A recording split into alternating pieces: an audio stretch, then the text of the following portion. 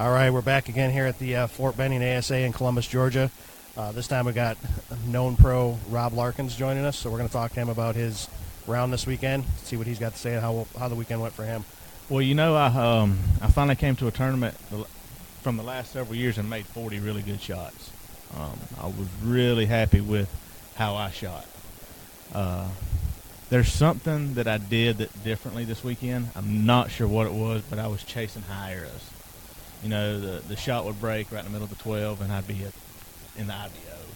So that's something, I don't know if it's just a little bit of pressure, you know, a little bit of nerves, you know, just shooting out there on the range. And I'm getting in my bow a little different, maybe not centering my peep up really good. Something I just got to figure out, you know, in practice. But Friday was a struggle. I was on the struggle bus. You know, it's so hard when you're making good shots and the arrows just aren't hitting, you know. It makes it tough when things aren't going right and you just can't figure out what it is. Right, you know? yeah. I really feel like archery is all about kind of waves. You know, you get on a roll, you know, so you hit that first 12 and you just think you're going to hit like 6 or 8 in a row, which is what you have to do. Well, the story of my life this year has been I hit a 10 and then I'll shoot like 6 10s in a row just out of the 12. And I just couldn't never get on a roll really good. Now, Saturday I had 3 glance outs also. I shot 6 12s that I scored, but I had 3 glance outs out of 12s. 2 of them were in the 8s and one of them was a 10. You know, that's just a strategy thing where I probably should have shot at the other 12. Right. You know, but I kind of tell people, I'm like, I don't always hit exactly where I aim, so I aim at a knock, and I may slide beside it or something, but it just happened that Saturday my shot was going a little bit better. Arrows were impacting a little bit better, and I was just hitting knocks, glancing out. That's part of the game when you got 5 to 6 people per stake, you know. Yeah, those are the tough shots, too. When you hit, you know, where you're trying to aim, and then you end up in the 8 ring, it's just frustrating. Yeah, that NonPro class is loaded. I mean, literally from the top to the bottom, anybody can win it at any time. You know, so there's a lot of arrows in 12 rings. Yeah, it was like 50 was the lead. I think 50 up led it. 44 was the cut to get into the shoot down, and there was a bunch of ties there, so they had to shoot down to make the shoot down, and it was just kind of crazy. Yeah, it was that when I coming off the range and I heard 50 up was leading that class. It's just ridiculous. So, right, like you said, class, and you know, a lot of good spot shooters are starting to come over into the sport. You know, getting into the known class. Right. You know, you see that you're seeing a lot of spot shooters there, but you're still seeing your 3D guys at the top. Yep. I mean, you look at who won this weekend, who won the last weekend. They're 3D guys, and I think it's mainly because, you know, I've been doing this 20 years. This is my 20th year shooting 3D archery, and we're so used to aiming at a spot that you can't see that you throw a spot guy in there that's always looking at a yellow spot down there. They kind of struggle to find where to aim. It's more area aiming. You don't find very many guys that can go do both very well. Right. It's either the guy's a really good spot shooter or he's a really good 3D shooter.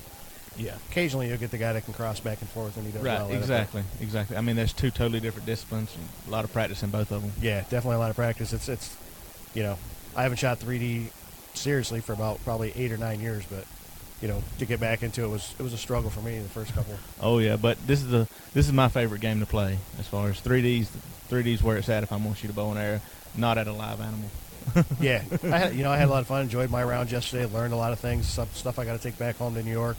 Hopefully the snow goes away soon so I can get outside and start shooting home. But right. Some stuff I got to work on before Augusta, so hopefully my game will be a little better.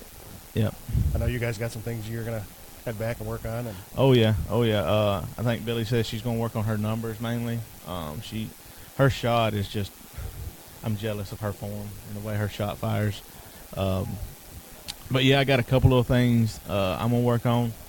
I'm going to try just a different model bow just to see if maybe under the pressure it's a little bit more forgiving for me.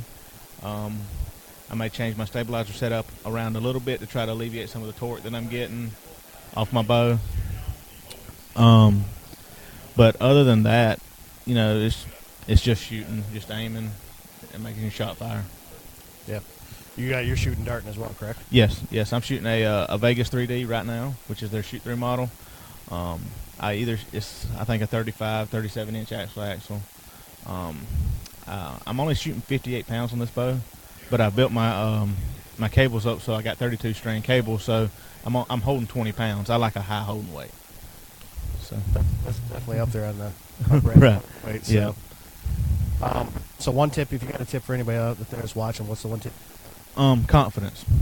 When you walk out on that range or when you're shooting a practice round, you have to believe you can't miss. You have to think I don't care if you're standing next to Levi Morgan, Tim Gillingham, anybody else. When you're on that course, you have to believe that you're way better than them and that they got to catch you. Yeah, I believe that. I agree with that because I talk to a lot of guys back home at the local leagues and stuff, and then they'll ask me, what's the one thing that can, you can tell me that's going to help me shoot like, I do pretty well indoor ranges. And the thing I tell them is you got to have confidence. Yep. When I step up to the line, I know I'm going to shoot a 300 every time. I know. So for me, it's just, how many more X's am I going to shoot than the last time? Exactly. I mean, that relates straight to hunting, too. If an animal comes in, if you're, I don't know if I can make this shot, more than likely you're going to wound him or miss him. Yep. If I believe that when something walks in front of me, it's already dead before I draw my bow back, that's the way it's got to be. Definitely. All right, Rob, well, I appreciate you taking time to talk to us. Like I said, I may or may not see you down in Texas. Right. But I'll definitely see you again in Augusta, and I know you guys are going to shoot well when you get to Texas. All right. Thank you very much. Thank you for everything you do.